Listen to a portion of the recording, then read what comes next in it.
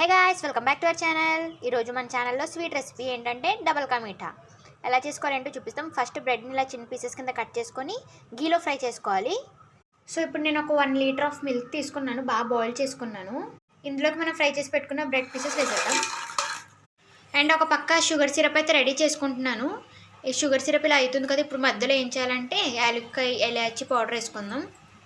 Light తీగపాకం వచ్చే వరకు కలపాలండి.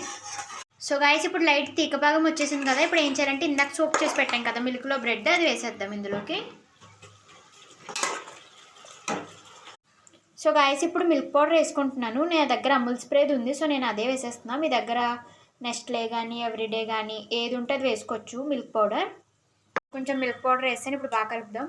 సో దగ్గరికి అయితే వచ్చేసింది కదా ఫ్రెండ్స్. నెయ్యి కూడా పక్క నుంచి అలా సైడ్కి పైకి వస్తుంది. నేను కొన్ని డ్రై ఫ్రూట్స్ కూడా వేసాను అలాగా.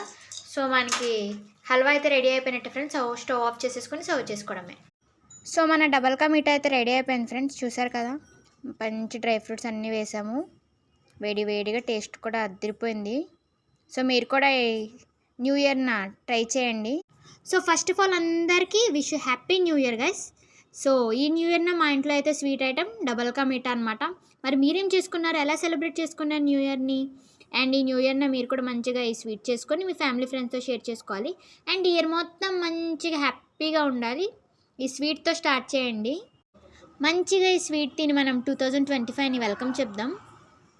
సో వన్స్ అగైన్ మీకు నా సైడ్ నుంచి ఇంకా మా ఫ్యామిలీ సైడ్ నుంచి wish happy new year guys.